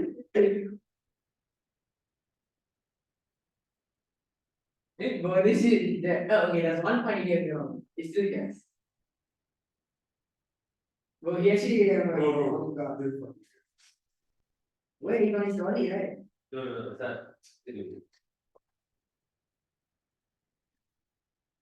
Where is he? Yup. Wait, can. Next. Okay. So first one, the rate. Okay, rate equation. 1 reactant in the slow step. Can see that? Yes. Okay, second one, 2 reactant in the slow step. Rx and nucleophile. Yes. Okay, let's move on to stereochemistry. For SN1. No, not SN1. Oh, SN2. SN2 is inversion of stereochemistry. Why inversion? Come, put a reason down there also. I don't know. No, why is there inversion in the first place? It's caused by the what? Okay, because you attack from the back. Rear side attack of nucleophile. Okay, write it in also. I repeat. SN2. Inversion of stereochemistry because rear side attack of nucleophile. Wait. Okay. How about SN1? Okay, which results in No, stereochemistry wise, you eventually form a what mixture? Racing. Racing mixture. Okay, that's like a special property of regarding stereochemistry. Okay, racing mixture. Okay. Moving on to number of steps. SN2, how many steps? One. SN2, one step. Why is it one step only, despite it looking like it's two steps? Because of Okay, it forms a transition state. That's it. Okay, so SN2, one step because transition state. How about SN1? Okay, SN1 has two steps. Why the two steps? What do you form? Intermediate. So there's two terms are transition state versus intermediate. Okay, can? Last but not least, type of halogen alkane that favors SN2. What favors SN2? SN2 is one primary. SN2 is primary. Why? Then High or low? Low steric hindrance. Okay, write it down also. Because this summary table important now. Okay, must get it right. Okay, SN2 primary because low steric hindrance. Okay, SN1. because More Okay, favored by who? Tertiary. Why? Because it is the more stable carbocation ion. Write it down. Don't need to write the whole thing. This is just a summary. That's why you went through all that just now is for more details. Okay. And we shall take a break. Okay. Okay, maybe about 6:45 around there. Yeah, okay, not very long also now. You all go get food or whatever, yeah, can go get food first.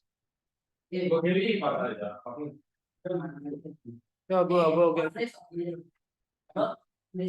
What you all getting?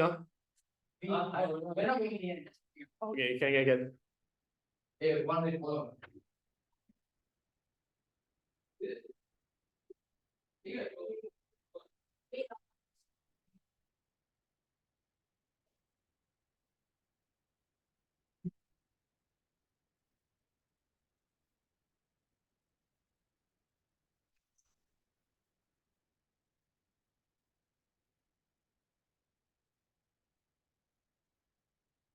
You got finish it. Okay, so guys, next one important. Actually page 30. Guys, page 30, I can go through this in a whopping 10 seconds. Okay, so guys, the rate of reaction, whether it's fast or not, depends on the bond strength. Guys, which one is the weakest bond? See, the timer also depends on your. Okay, so fastest or slowest? Faster. Yeah, done. That's it. Finish. Second. Guys, can you understand this? Now, yeah, I went through bond strength just now. That's why I said 10 seconds again. Can't finish. Move on. Anyone need to clarify anything there? no. Okay, bond strength very simple. Okay, now let's go over to halogenal arenes. Okay, 30, page 31. Okay, halogenal arenes is very simple. We have a halogen bonded onto a benzene ring. And it has a few properties, guys. I want you to take a look. There are multiple things on this little compound here. Okay, now there's the benzene undergoes. Okay, there's a benzene here. So what does it undergo? No, not nuclear sub. Benzene, yes, undergoes electrophilic sub. Now, the halogenal alkane, the halogen there by right can undergo what? Like the main one that we just went through is nucleophilic substitution. However, let's talk about this. It can undergo electro sub because there's still a benzene, but it cannot undergo nuclear sub. Electro sub still okay. Our job is to explain why this is not possible. Okay, guys, if you cannot undergo nuclear sub, can I ask you a question? What does it imply about that bond over there? That bond cannot be broken up. Okay, that bond cannot break. KCCl cannot break. If you cannot break a bond, what does that imply about that bond? Right. Good. The CCl bond is somehow very strong. Why is it stronger than normal? That's the question that we're trying to answer. Why is it so strong suddenly out of nowhere? So we're trying to answer that. Sorry. Oh, but just now the Cl also involved, but you still can undergo nuclear sub on a normal basis, but here cannot. Okay, so the reason behind that is because of the benzene ring. Okay, so I want you guys to take a look. There are two factors explaining this. In the notes, it says that electronic factor and steric factor. The important one that you must study is the electronic factor. So go ahead.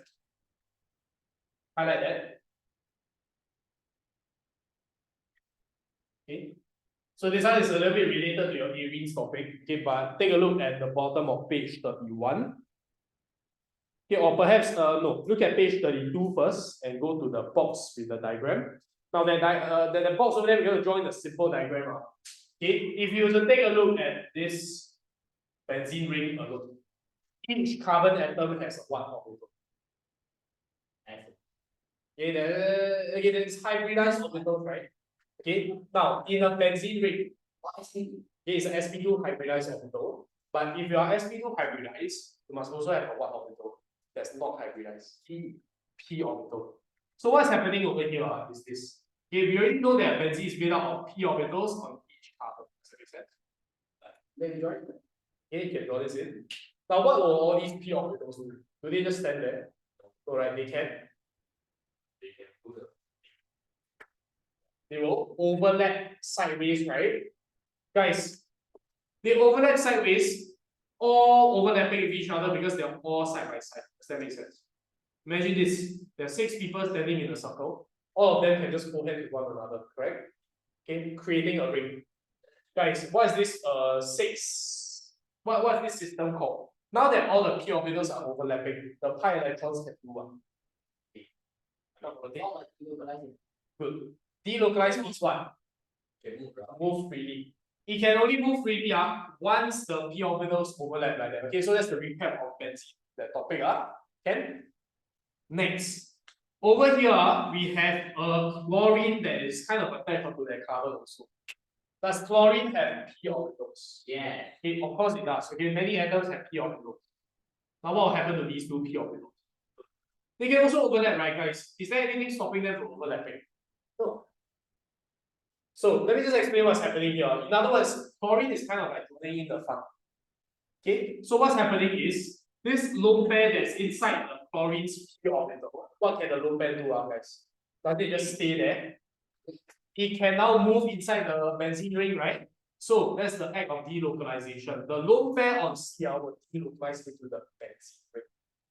Let's look at the explanation. I'll probably need you all to write the 3 main points down. First, p orbital of Cl overlaps with the high electron cloud of benzene. Okay, it basically joins into this system over here. Guys, when that happens, what will happen to the lone pair? The lone pair of electrons on Cl will do what? Donate. Okay, don't use the word donate, delocalize. Electrons are now traveling between p orbitals. So it's delocalizing into the. So guys, now that you delocalize inside, what's going to happen next? We are trying to answer this question still. Why is the CCl bond super strong? Because the act of delocalizing will create this thing here. Okay, CCl bond has partial double bond character. Guys, what's partial double bond character? Okay, so if you take a look, is this a single bond or double bond? Single bond. But guys, how do you form a double bond usually? A double bond is made out of what? A sigma and a pi. Now, a normal single bond is just made out of sigma, that's it. Okay, then what's happening here? How do you form a pi bond? To form the double bond, the second bond, the pi bond needs to be formed, right?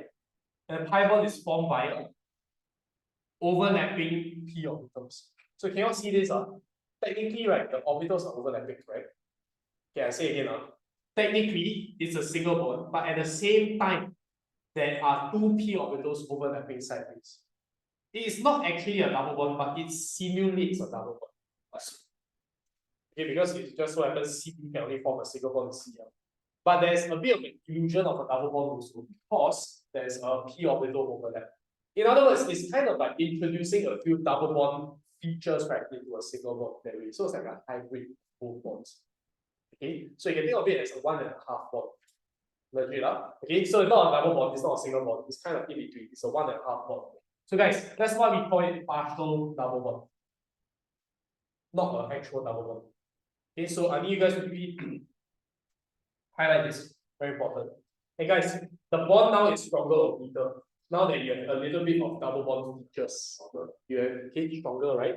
Okay, so it's kind of like the same thing. Let's just say, black people are damn strong, right? Like physically, athletically damn strong. So imagine you have black genes, you probably can run faster, you probably can lift heavier weights and stuff. Yeah, legit. Black people have superior genes in terms of physical strength.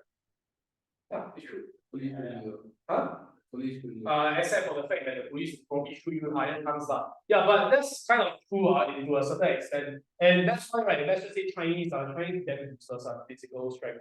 Okay, that's why let's say if my dad's black, I'll have a little bit of his features. I'll probably be stronger than a normal pure Chinese man. Same idea over here. I don't know why the hell I just thought of that, but yes. Okay. Partial double factor. Yeah, okay. Then thank you. Okay, so that's kind of like the same idea here. Partial double character strengthens the CCl bond, making it harder to break. You need to end off with this. Okay. At the end of the day, I'm trying to explain why it cannot break, why it cannot undergo nucleoside.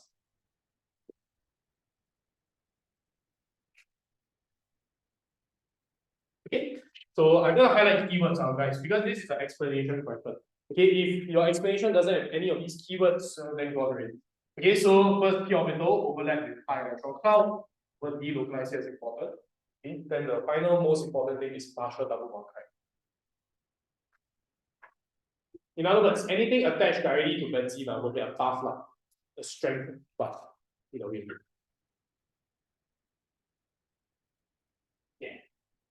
Oh, good. Okay, this one very important. Okay, this one really must study because it's 3 marks in the exam. Okay, this is the electronic factor. Steric factor, you know what steric already means, right? Literally, physically, the space. Guys, remember, when you want to attack this carbon, you must attack from where? Usually. Back. Guys, you attack from the back. There's a big ass benzene over here, right? How does the nucleophile even reach that carbon? It's being blocked. So this reason is very superficial. Okay, the steric factor, they might ask you to write an exam, but if they never ask you to write anything, which one will you write instead? Electronic. Write the important one, electronic factor. Okay, so for steric factor, this is what happens. Imagine a nucleophile. A nucleophile is rich of poor, rich, and a benzene ring rich of poor. Benzene rich of poor. Inside, finish up. So guys, do you think you can approach? What happened? Good. Cannot approach. So the incoming nucleophile will be repelled away by the what? Good. But tell me pi electron cloud, don't just tell me benzene. Repelled away by the pi electron cloud of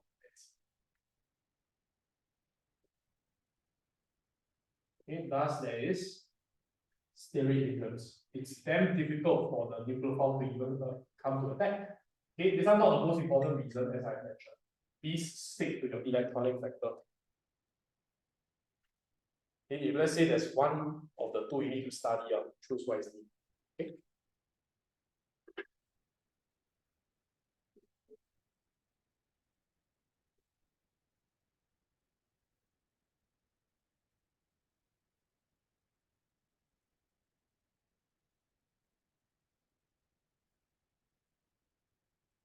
Okay, all good. Now, with that said, that's 32 done already.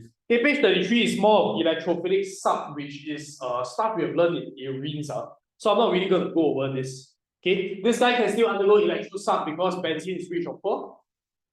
Rich electrophiles are poor. So the rich can still attack the poor. In this case, nothing will change. Alright, okay, that part you can probably go read yourself. That one not my focus. Okay, we want to go over page 34. It's very important. Guys, distinguishing tests. You all know what distinguishing tests are? No. Oh, no. Okay, you have 2 test tubes. Each test tube has a compound. They're both colorless, so how will you distinguish them? You're going to force a reaction out of them. But only one of them can react, the other one probably can't react. Okay, so that's a distinguishing test. Okay, but in other words, what are we actually doing over here? Okay, let's look at all the steps here. Okay, this one very specific test. Okay, guys, halogenal alkanes got multiple halogens, right? Okay, we have Cl versus Br versus I. How on earth are you going to distinguish these 3 guys? Obviously, it's via the different halogen, right? So this is what's gonna happen here. Okay, you all see the 3 steps already given to you guys, but can you all look at the bottom of page 34, the box? I want you all to copy down the same 3 steps, and we're gonna explain this purpose. First, okay, we add NaOH aqueous and there's a reason for this. Number 2, we add dilute HNO3. Also a reason for this. Lastly, AgNO3. Yes, you must know the reason so you know a little bit better about how this works. Okay, and there's something more interesting here about tests in general. Guys, what's NaOH heat for? Remember, regions and conditions. NaOH heat, what does it do to the halogen? Okay.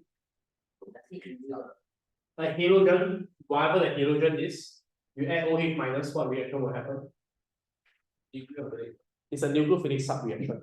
So guys, perhaps you can write this equation in first, and I want you all to just take note at the side. Okay. So over here is for the nucleophilic subreaction to occur.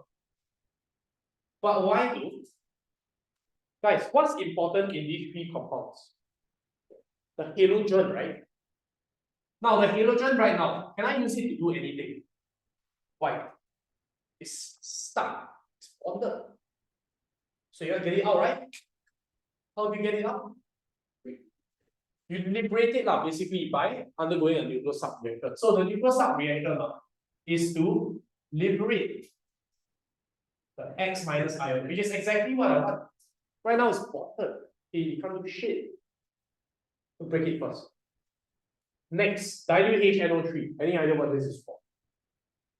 Not exactly lah. Okay, but this one I probably need to tell you guys. Okay, so this one is to neutralize any excess base from the first step. Okay, neutralize any excess NaOH from step 1. Okay, you see, when I phrase it like this, that means if you have excess NaOH, something bad is probably gonna happen, right? That will ruin the whole experiment.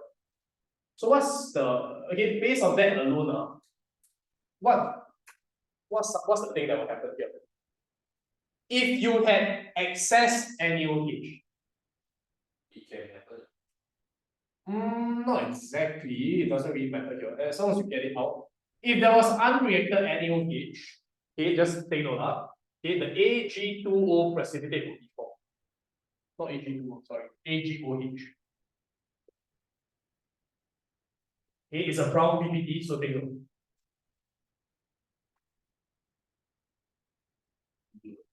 Okay, is that all the thing about why? What's the big deal? One stupid precipitate come out, then come out lah. Exactly, it will affect the results. Okay. Try not to, I do. Oh, so jump to H2. Yeah, ideally if you can jump. Why? Cannot. Okay, later I'll tell you about it. Yeah. Okay, so yeah, what did you even say? That's correct. You affect what you see. Okay, so guys, you imagine this. Imagine given a random ass compound like this. Is there a halogen inside? No. And if I perform the test, do I still see a brown precipitate? I will still see a brown precipitate. Then what will you tell yourself? Oh, there's a halogen inside, right? So this is also known as a false positive test. So the whole purpose of step 2 is to avoid the false positive. You all know what false positive is, right? Okay. You think there is a halogen inside, but actually there isn't. It's like you think that you have COVID, but you actually don't. It's called a false positive, same idea. Does that make sense? So you see, this is a very powerful word that you can use in the exam. If you don't use this word, it's very hard to explain the word. Okay, last one, AgNO3. Now that my X minus, so second step is a precautionary step. X minus is out. I add AgNO3. What will I form? AgX. Now AgX got 3 different kinds: AgCl, AgBr, AgI. The colors, please memorize. It goes from white and all the way more yellowish. So white, cream, and yellow. Yeah. Okay, the thing is, in real life, it's very hard to tell between white and cream because there's no basis for comparison. So there's further tests Okay, we have gone through solubility equilibrium already. It's kind of like similar to that. But never mind, okay, that's not really the point of this. Yes. Why is those specific like ideal? What kind of Just to neutralize this one. Concentrated HNO3 might have other reactions also. Unwanted reactions. So it doesn't really matter, just equals HNO3. Okay, and okay, all good. Okay, so this one, guys, when you conduct a distinguishing test, you must give me all 3 steps as your answer. It's a 3 steps process. Okay, there's another alternative on page 35. Okay, you can put ethanolic AgNO3 and heat it in a water bath. Okay, so that's the alternative. So if you want to put these 3 steps, the alternative is this. Ethanolic. Can you remember what ethanolic is? Like AQ, but then it's a liquid. Yes, correct. It's the solvent. AQ means dissolved in water. Ethanolic means dissolved in alcohol or ethanol. Yes. alcohol? Okay, this one, guys, just take note, the observations will be slightly different. Okay, this one you see the rate at which perform. Guys, which one perform the fastest? Yeah. Okay, the one that I talk about in 10 seconds, you'll say, okay, weakest form fastest, sun's lowest. You look at observations, you can see. Okay, AGI formed immediately. AgCl take about 5 to 8 minutes. Okay, can? Sorry? Okay, guys, look at the last point of page 35. Halogenaires do not give any precipitate. Why? This is right there, the explanation right there. Okay, guys, halogenaires is the one with benzene. Now, take a look. Oh, because because of the partial double bond, because you don't want to You can't break this, right? You can't remove it, right? Can you see that? Halide just means this. Halide. Okay, guys, we are pretty much done here. Okay, page 36 onwards is not very important. It's like halogenate alkenes in the environment. They have tested this before. All I need to say is this. Have you all heard of CFCs before? Yes. They say like, okay, you break down the name. Chlorofluorocarbon. What functional group is this? Chlorofluorocarbon is a halogenate alkane, right? Yeah, okay. So why are these bad? They use the fridge. Why are these bad? They will tell you why it's bad. Okay, yeah, that's why it's bad. Yeah, it screws up the ozone layer. Why? Just briefly understand why first. Okay, halogenate alkanes, like let's say chlorofluorocarbons, let's say this guy. Okay, this one will float up into the sky. And you'll be exposed to what? Okay, UV light. So that's UV light, what happens? What happened here? UV light forms what? We learned this in alkanes. FRS produces radicals. Guys, are radicals reactive or unreactive? Reactive. Very reactive. So guys, it's reactive enough to screw up the ozone layer. Ozone is a molecule of O3. Radicals are reactive enough to react with O3. Small little segment here, not very important. Okay. Yeah.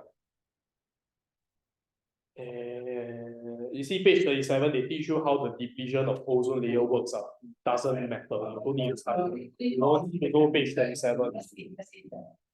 No lah, they won't even test it. They're better things to test. No time for them to test it. That's right. Yeah.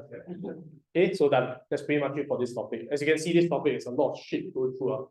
Time for time. Next lesson still need to do tutorial. Please bring the tutorial. Okay, so I have the notes right there. Please go and transfer all this into the notes also. Yeah. Okay. What? Next, okay, Thursday I'll see you guys. That's it for you. My bad. Yeah. Anyway. Like that you know, but What the first time forgetting? going to fucking Like, let's say you know in humor, right? Yeah, I may have the notes for it. and I still fucking going to Erie. And he's like, it's a fucking primary school teacher was there. I never do those kind of things. Ask yours. Yeah, she's not even fucking going to How did you say? See, what shit? How did you say in the lab? You know where that go with time of Like, I think, like, what's the point of standing like just stand up? Well, it doesn't fix shit. It's so stupid, like I was telling you fucking stare.